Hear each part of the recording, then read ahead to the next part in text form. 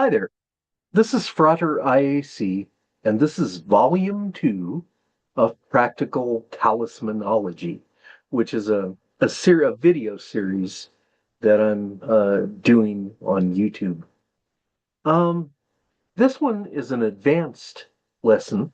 It is about the Chalice, which is an essential magical tool.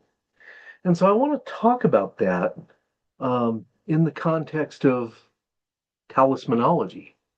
As I told you in the last video, uh, I'm writing a 5-book series about talismans.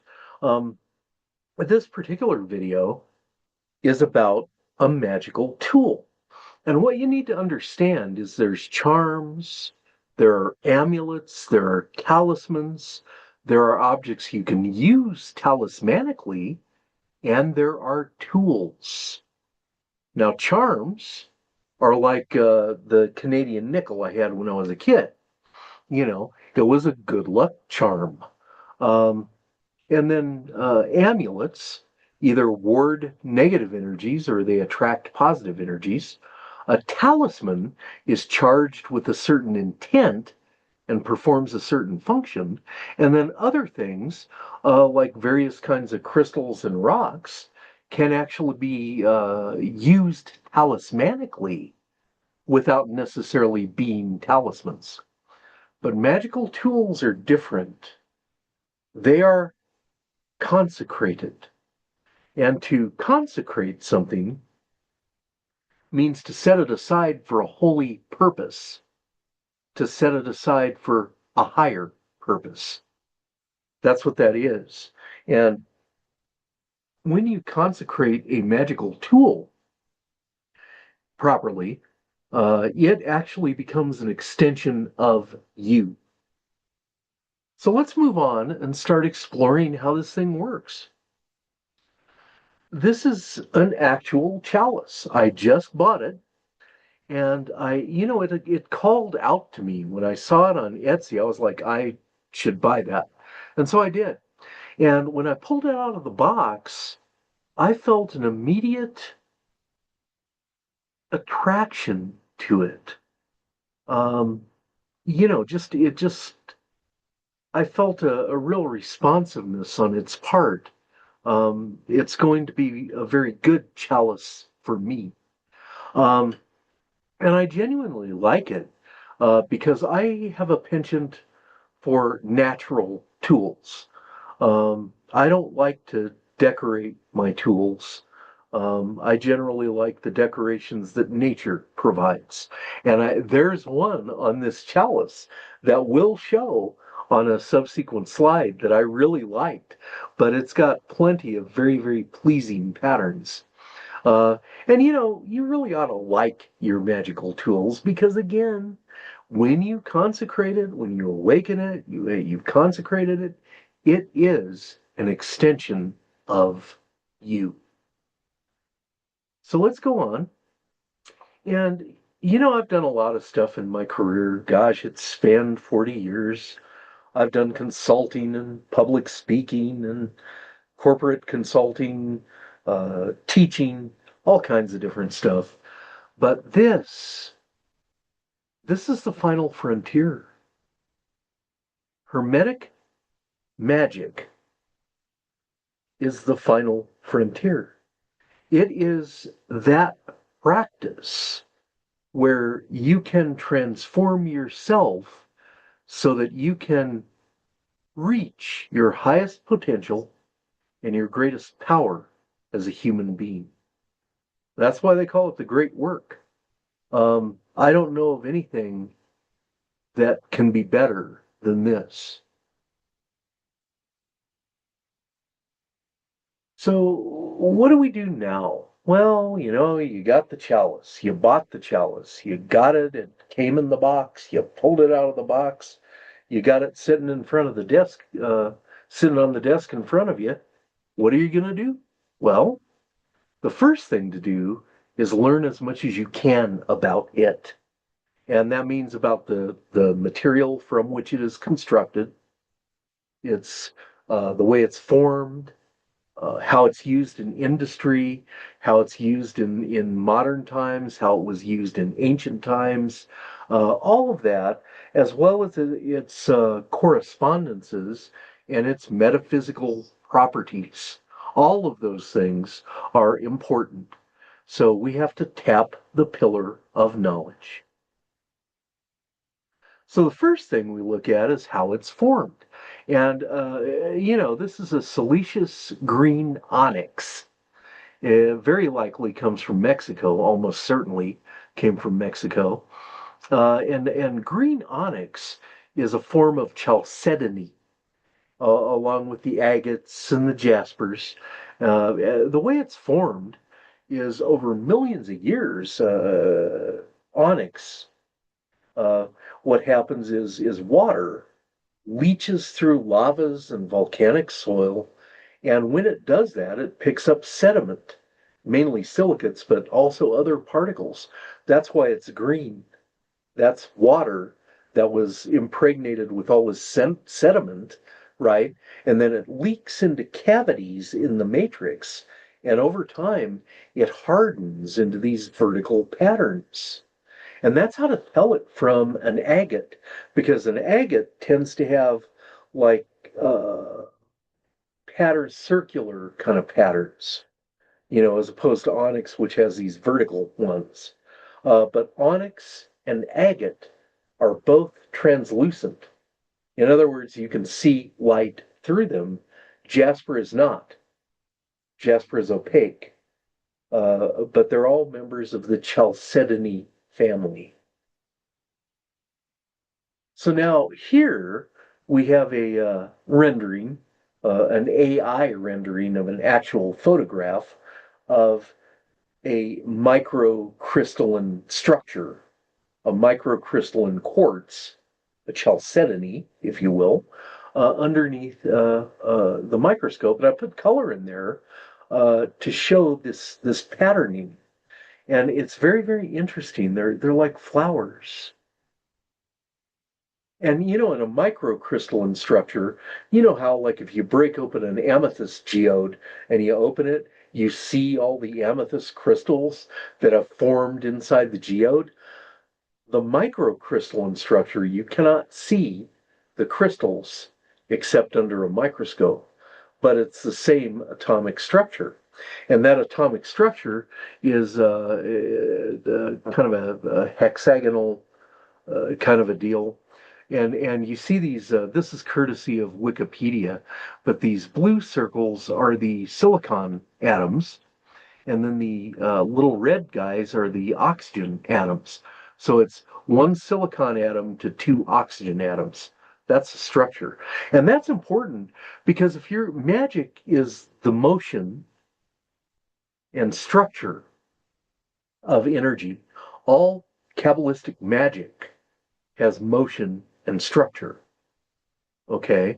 And this atomic pattern and, the formation things, all of that kind of dictates how the energy flows through that material.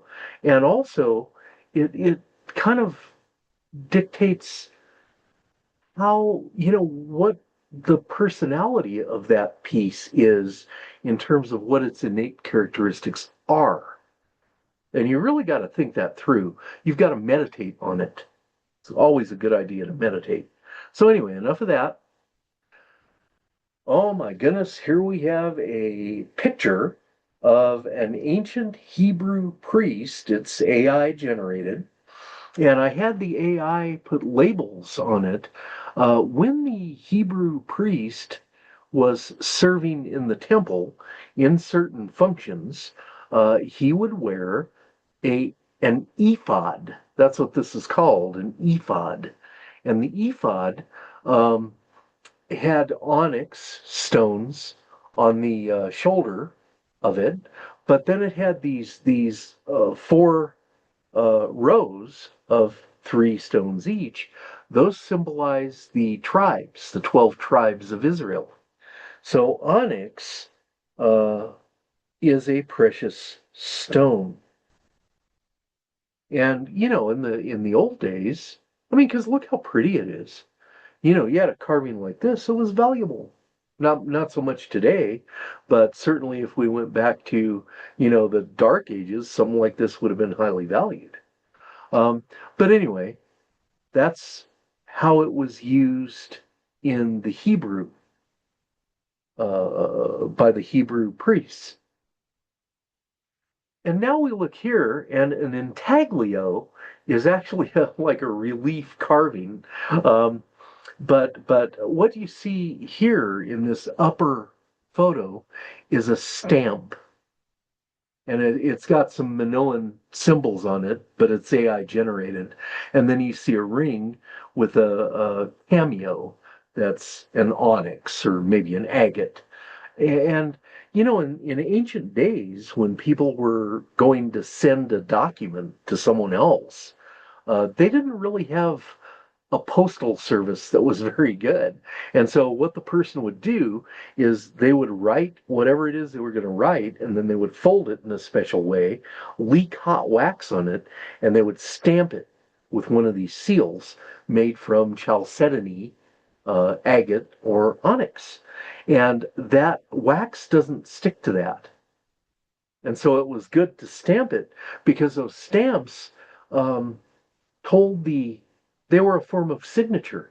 They told the recipient of the mail who sent it and who sealed that document, right? Um, and then this deal below, um, I generated it through AI because I wanted to put the labels in there. And this is the actual piece is an onyx cameo that came from the Roman Empire, and it is on sale right now.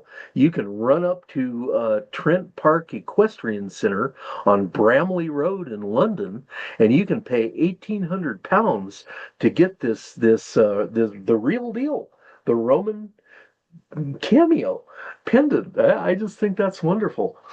But that kind of gives you an idea.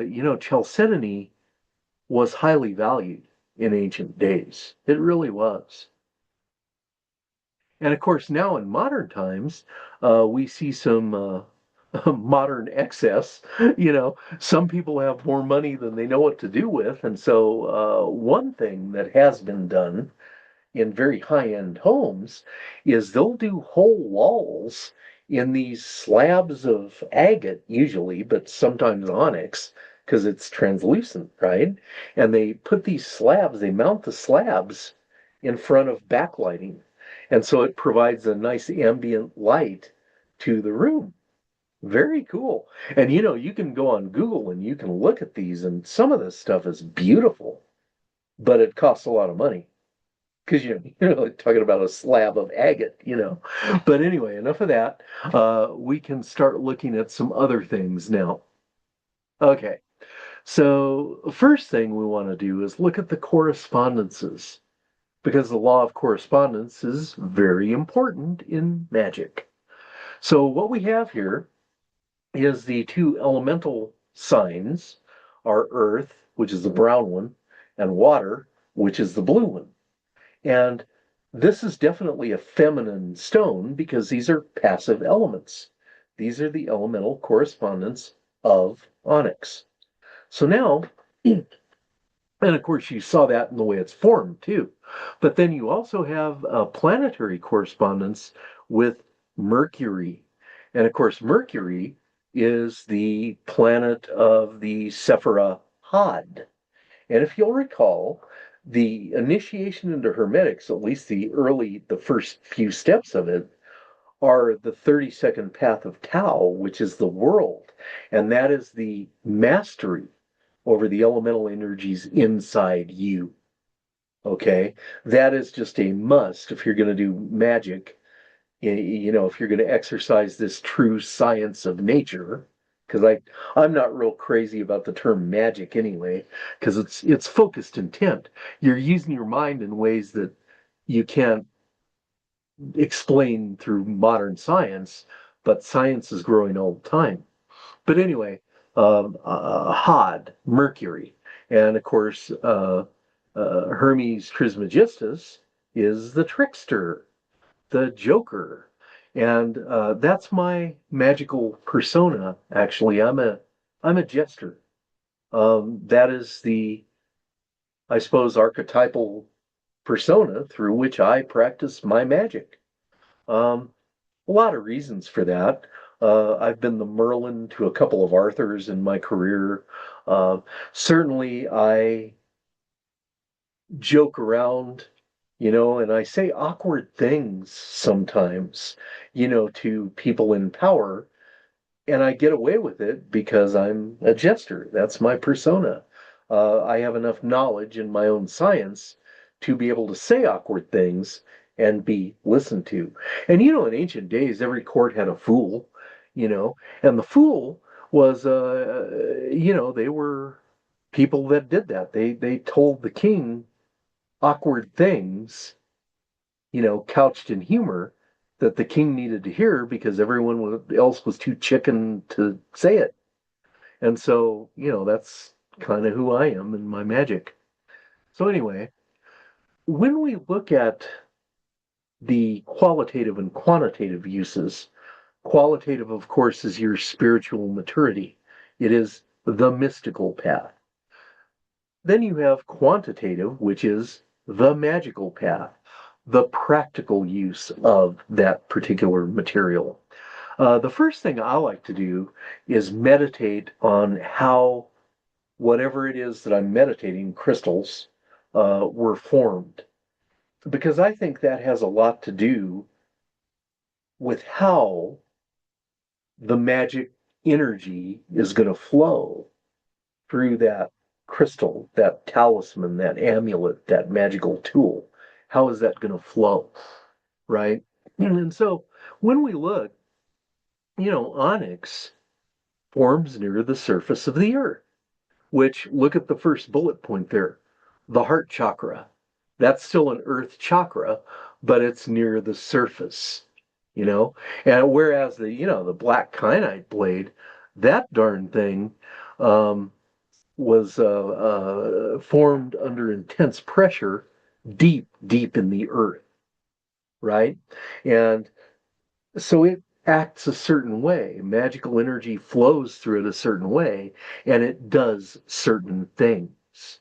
Whereas this onyx is formed near the surface of the earth as sediment-laden water fills and hardens within, cavities in the stone uh, lattice, the stone matrix. So, it's good to meditate on that and ask yourself, look at the laws of analogy. It forms near the surface of the earth. What does that mean? It forms as water flows vertically into cavities and then hardens. What does that mean metaphysically? How does that affect you in terms of using this as a magical tool? That's a good meditation. And I encourage you to do that on any of your talismans or tools. You can also see that you can release negative emotions, such as grief and anger, which helps, of course, with your active introspection. Uh, and I can use this chalice for that. I can charge water that I put into it, and I can charge that water with the release, and I can drink it and release those emotions. So that's good. And then it enhances cognition. And I think I ought to do a video on cognition too, and the process of cognition. Because, when you study the letters in the key to the true Kabbalah, for any length of time, and I've had hundreds of hours of study of these letters. When you do that for any length of time, you start really getting some different insights about the human cognition and the cognitive process. It includes things that you haven't probably thought of. So anyway, quantitatively, you can use to release, uh, to forgive, You can use it to enhance communication. You can increase public speaking confidence. You get the idea. Okay, it does things. That these are its innate properties. But it's also a chalice, a cup. It's in a certain form. And that too informs, if you'll pardon the play on words, the form informs how you're going to use it, what you use it for.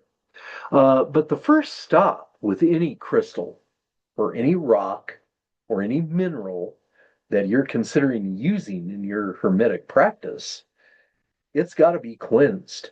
And there are only three stones that I know of, three crystals that I know of, that are self cleansing, that you never have to cleanse. The black kyanite blade is one of them. The selenite disc that you see pictured here is one of them. And citrine quartz is one of them. So you should always have these three stones on hand, to help you in the cleansing process.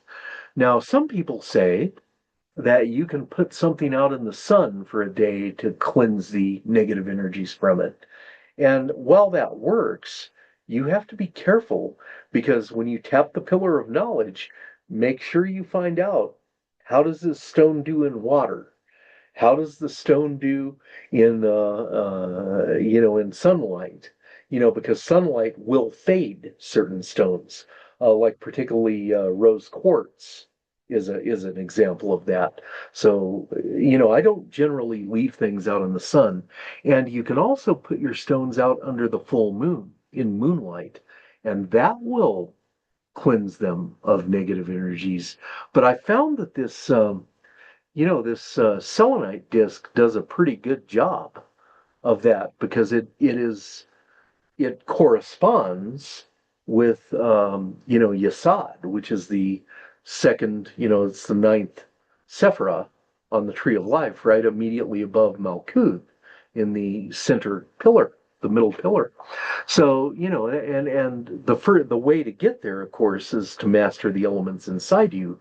That is the 32nd path of Tao, symbolized by the World Tarot card, and we've talked about that, so I won't belabor it. But you got to be at Yesod, Had, and Netzach to be able to do any kind of predictable, repeatable, effective magic. You just do. And that requires mastery of the elements inside you. In other words, elemental equilibrium, which is why I chose the Barden path, right? Because I wanted that inner balance. So the first stop for this chalice was it spent the night, its first night with me, on the selenite disc. So now there are some other options to cleanse. If after the selenite disc, you should probably do at least one of these other things to cleanse your stone. Um, the green thing is a calmnity frequency generator. There's a tuning fork. There is a Tibetan singing bowl, and there is a bundle of white sage with a black kyanite blade, or witch's broom. So I'll talk about all of those. I don't use the Community thing very much because it's plastic. And I don't generally, plastic's man-made. It doesn't have much of a magical charge or ability. It's kind of inert, in terms of energetically. Uh, so I generally have quit using this, but these frequency generators are very useful though, and they're very good for meditation. But I don't use that as much. I use the tuning fork. Now that tuning fork is a 128 hertz, and 128 hertz is thought to be the best frequency for cleansing a stone. And how you use one of these babies is you grab it by the stem, which is this handle down here at the bottom, and you knock it against this thing that looks like a hockey puck right? And it starts vibrating. It'll vibrate in your hand. It's going, "Oh," and then you take the stem, the end of the tip of the stem, and you stick it right against the stone. You touch it to the stone that you're cleansing. And man, that chases the negative energy right out of that thing. And you know what's interesting? I ran across another one of these 128 hertz tuning forks, and the one that I ran across had an amethyst boot. So it had a little amethyst crystal that was mounted on the end of it. And I'm going to put these side by side and try to use them to cleanse stones and see which one works better, because I think the amethyst boot may enhance the effect of the tuning, or the tuning fork. So that's pretty interesting. Um, and then the other thing is, and of course, the Tibetan singing bowl works well too. And it's interesting. These are great, you know. This is what it sounds like.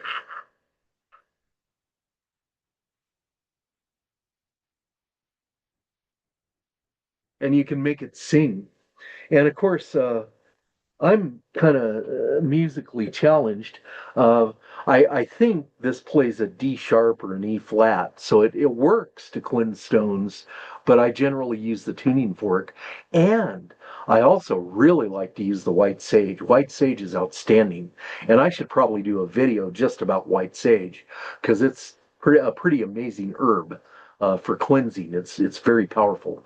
And what I have found is if I take a witch's broom, which is this black kyanite blade, what you do is you take a little piece of your sage and you light it on fire and then you wait until it's burning good and then you blow it out and you carry it around. I have a seashell that kind of does that because it's heat resistant, and it'll be smoking and you can walk around the room and the smoke will cleanse the negative energies in the room. And you pay attention to where the smoke goes because that is where the negative energies have congregated. Isn't that interesting? And if you use the kyanite blade to kind of sweep that energy, it really works well. And it definitely works well for a crystal. And so what you do is you put your crystal like on a little platform, and then you light your sage, and you smudge it with the smoke, and it that too cleanses a crystal. And the other thing is, when I first get something, I like to wash it. And I don't ever soak my crystals. What I'll do is wet it down. I'll use some very gentle soap, and then I'll rinse it and dry it. And then that got the dirt off. Okay. But then you cleanse it energetically using these methods. Okay. So now we want to talk about awakening and consecration. Because again, the chalice is set aside for a higher purpose. So here we go. The first step, of course, is we're going to go into a magical trance. And a magical trance is a meditational ritual. I have my own. Certainly, other teachers that we look up to in this are going to have their own method of doing it. But what I do is I start with a ritual that was developed by Valentin Tomberg and expressed in his discourse on the Devil card in Meditations on the Tarot. And it involves crossing yourself. It's a directional ritual, and it involves crossing yourself and then reciting the first two verses of Psalm 68. Let God arise. Let his, oh God, look at that. What a fool. I forgot it. But let's see. Let God arise. Let his enemies be scattered. Let those who hate him flee from him. As smoke is driven away, so drive them away. As wax melts before a flame, let the wicked perish before God. That's the ritual. You cross yourself and you do it directionally, starting in the north. And that Tomberg has that ritual in his book, and it works really well. It gets the ambient larva. If you got any negative energy, that's kind of glommed onto you, you don't want that in a ritual. So you get rid of that first. Then I have a scientific prayer that is designed to pull vital energy, consciousness, through my from the earth, through the root chakra, all the way up through the crown into heavenly realms, and then bring down that divine energy, that answer, if you will. In this case, the invoking of the Godhead. It brings down the Christ into me. Okay, that's what that prayer does. And I'm Christian, so my Godhead is the Logos, the Christ. And so when I fill myself with Christ, I also am creating a protective circle of vital energy, or otherwise known as that's a dense form of akasha. And so you form an akashic circle around yourself, which is why Barton says you can, work with the spirits without a circle or triangle or any tool, because if you have gotten advanced to this point, you are pure enough to do that. But I don't. I usually, I play it safe. I mean, let's be smart about what we do. So anyway, you go into this trance, and what you're doing is you're using a subset of the law of vibration called impactation. And essentially, and I've explained it before, so we won't belabor it, but, onyx is a rock, okay? It's conscious. It is. Everything is conscious. Everything lives and moves as an idea within the divine mind. So everything is connected. Everything is an idea in the divine mind. So everything is then conscious because it's energy, right? And so, but it's really slow. It formed over millions of years. It does not think like you do. It is not going to speak English, okay? But there's a mote of awareness, and that's what you're working to find and to awaken. And we'll talk about that on the next slide. But the last bit there is geniality. Geniality is the projective part of human cognition. It is benign and yet irresistible curiosity, a friendly yet irresistible curiosity. Picture a rising tide washing up on a beach, encompassing all the rocks. That's how geniality works magically. That's how you can use your will and your imagination to learn new things. So, that said, you got to wake it up.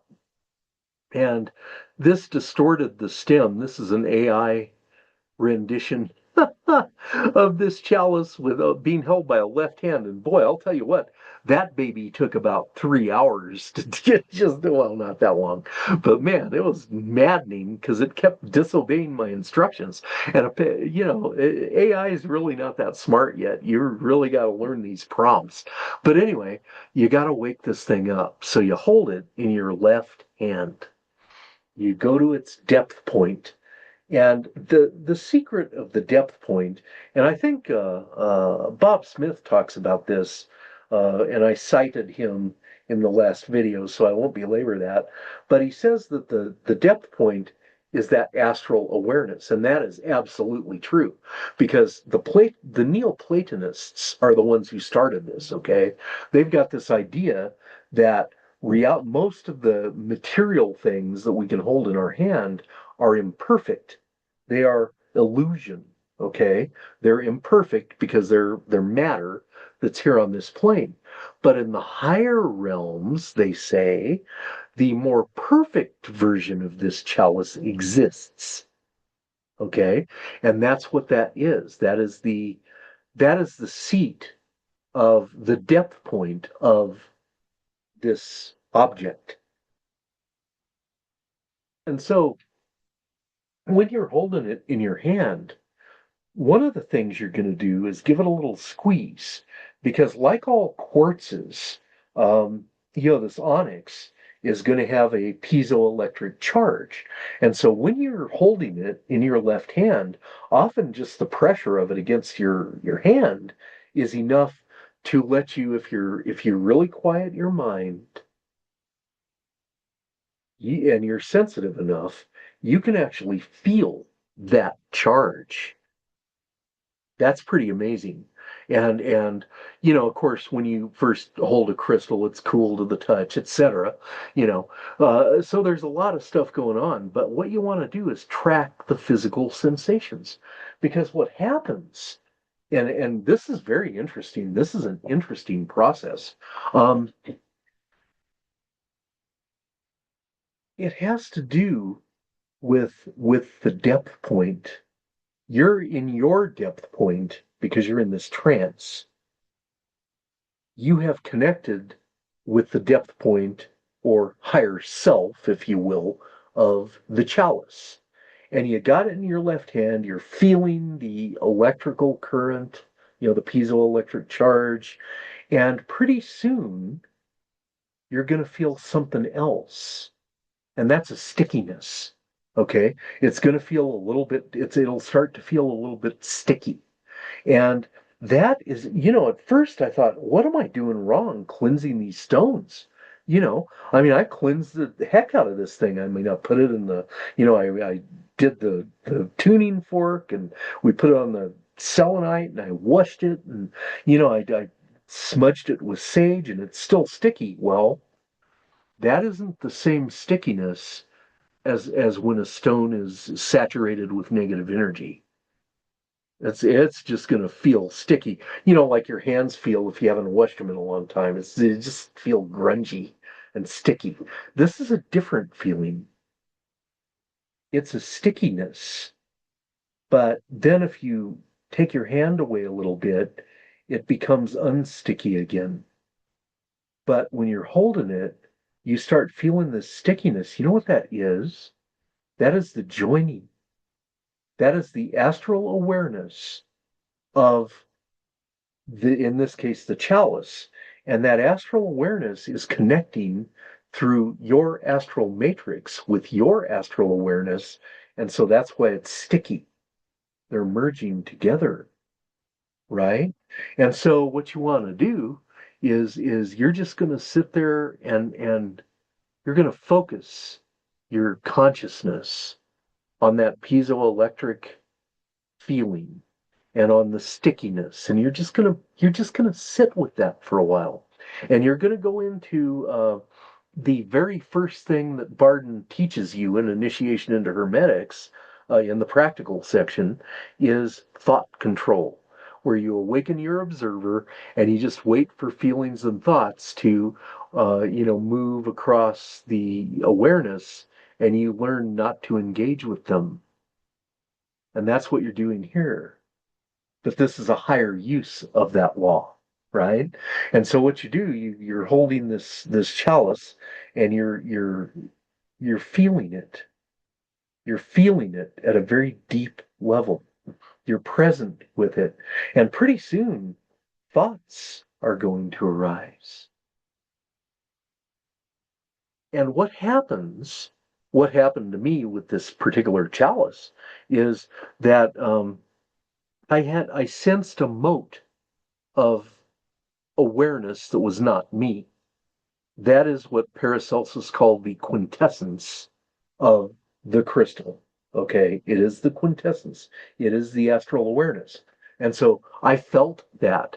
And the way I felt that, interestingly enough, you feel it through your astral organs, your astral senses.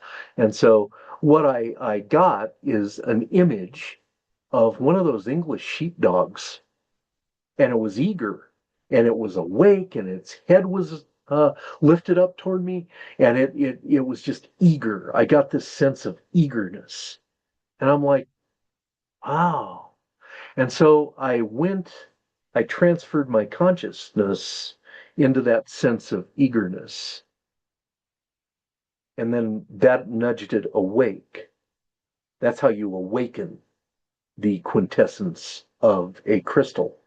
And so, and you kind of just sit with that and you nudge it awake. So now what do? Okay, well, it's awake. So now you want to hold it in both hands because you want to take advantage of both electric and magnetic energies. And so you take it in both hands, and you merge your consciousness with that quintessence. You keep going, you keep sitting with that, and you radiate, I start by radiating love, joy, peace, and light into this astral awareness as a gift. Because I like the talisman. Well, it's not a talisman, it's a magical tool. I like the tool. And so, I communicate that, through these feelings. And, the thing about onyx, it doesn't speak English. And that's not because it's from Mexico, it's because it's a rock.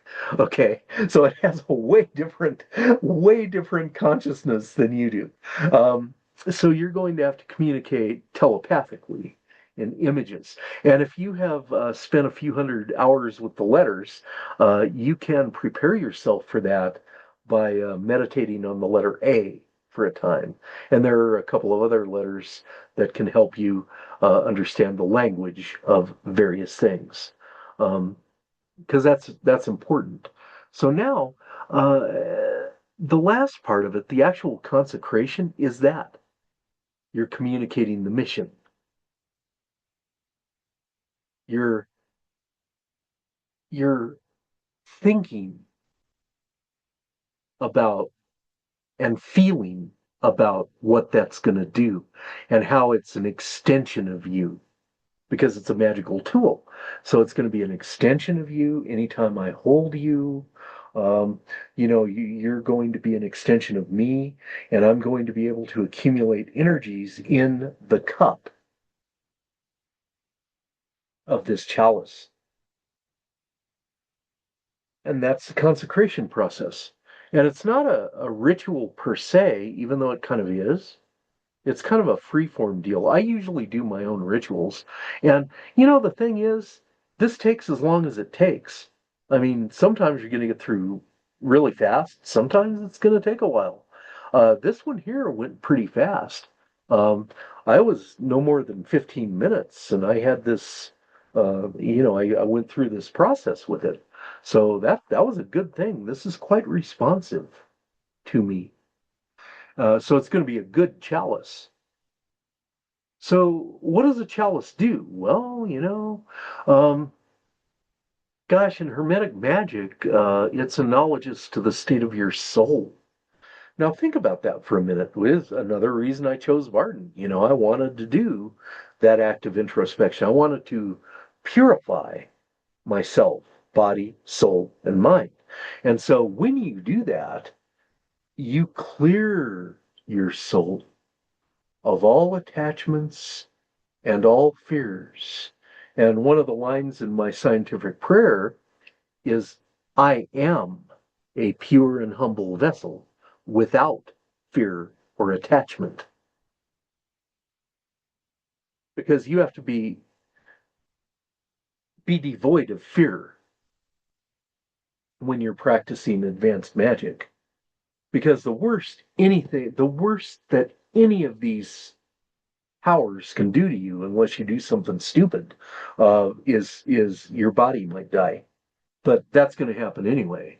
And your consciousness, your soul mind, and your spirit moves on. Death isn't really, all it is a transition. Um, and don't get me wrong, I'm not jumping up and down to do it today, but you got to get rid of the fear of it. You've got to get rid of the fear of death, the fear of suffering, any fear, any attachment, because what you got to understand is that this life, this incarnation, is but an eye blink in the great eternal now. You are very, very old. You have lived many lives. You've done and learned many things in many different realms. And so put that in perspective. Um, and so what you have to do is you purify your soul so it's transparent. Imagine a drinking glass, a clear drinking glass filled with water that has silt in it. And somebody shook it up, and so you can't even see through it. It's got all this silt in it, okay? That is the way the souls of most and the minds of most of the uninitiated are. They're so clouded up they can't see beyond the tip of their nose, and they can't see beyond their material needs. As a Hermetic magus, it is your job to learn to see beyond the material into the spiritual. And so you have to clarify your soul. And so you create that transparency that can then be filled with what Eliphas Levi called astral light, or we could call the Buddha consciousness or the Christ consciousness. It is the presence of the divine within you, and that astral light is that's that's the quantum field. That's God. That's source of all creation that moves in and through everything. We honor you in body, soul, and mind. That's what that is. So anyway, after it's consecrated, the chalice becomes an extension of you, the magus. So when you take it in your hand, it can be used qualitatively to accumulate the energy of a virtue. And what you can do is you can pull out that exercise one Barden deal of the magic of drinking. And you can fill it with the inch of water, and you can charge that water with the virtue you want to internalize, and then you can drink it. And how that works energetically is the water goes on and does what water does. It nourishes your body, right? But the energy of the desire, the energy of the virtue, is going to leach through the astral matrix from the physical body, and it's going to become part of your emotional character, and mind. That's how it works. And that energy really does work. And that's why the Eucharist is so very powerful. And of course, if you're advanced enough to have worked with the letters, C is the letter of the Eucharist. It does all kinds of stuff. Um, it's a very transformational letter. And, the essence of the Eucharist isn't quite what you might think it is, especially at the Akashic and mental levels. But, when you start getting the astral level, the letter C talks about mummifying the astral body, mummification of the astral body. And there's another letter, L, that talks about astral immortality. And that's for another video, but that's a quite profound thing. Um, and the most advanced thing that I'll reveal here about this is what I call the Hieros Gamos. And if you've read deeply, you might have run across Joseph Campbell, certainly Carl Jung, who was a psychiatrist, but boy, he was also a Hermetic magus. I'm sure he was. If you read some of his stuff, and I have a friend who actually has a hard copy of the Red Book, that Jung wrote. I mean, it's amazing. It's got all kinds of art. But anyway, enough of that. What I do is I'll use a wand with the chalice, and I will. The first thing you do is you take the chalice and you fill it deductively, which is a step 9 kind of I think it's step 9 kind of a deal. You fill it deductively, and you fill it until it's about to burst, that the chalice is about to shatter. You want to pack it with that desire, that energy. And then you take the magnetic end of your wand and you stick that in there and you let the pressure, because it's inside the cup of the chalice, right? And so that pressure forms an inductive pressure that presses the energy into the wand. And you press that energy into the wand inductively, right? And then you in the meantime, you've built up a whole bunch of vital energy stored in your solar plexus chakra, and you aim the wand at the target, and you imagine you go back to that image of what life's going to be like after this desire takes place, and then you flick that and you shoot that desire through the target to the target. Um, it's kind of a swish and flick. Uh, if because the Bardenists tend to call that bolting. And I always thought vaulting sounded kind of funny, because snakes molt and birds molt, and that means they drop their feathers and grow new ones. And so if a bird molts, I couldn't deal with that, the concept of the molt versus the bolt. So anyway, I use the wand. So that's kind of how I proceed with a bolt. So anyway, that is the chalice. Those are some of the things you can do. It's how to awaken it, how to consecrate it. It kind of gives you an idea of the advanced nature of how to use a magical tool effectively. Now I got a crystal ball here on the left-hand side of the slide. This is my crystal ball. I never said I was a good photographer, and you're getting a distorted image of of the room I was in when I took the picture. And you can see my camera. This is kind of funny stuff. But it is clear glass. And I use it in evocation, which is another video. Um, but I also put it here because I want to talk a little bit about the future. As I mentioned in the Substack post, I'm going to retire in a reasonably short period of time. And when I do, I want to really devote some time to this. I intend to revise and upgrade my class on Perseus. I intend to start offering some beginner kinds of things on Substack and YouTube, some intermediate kinds of things on Substack and YouTube, and on a subscription basis, just because there needs to be an exchange of energy if you're going to do something really advanced. You need, you've got to be careful with these energies. And so it's really important to be serious.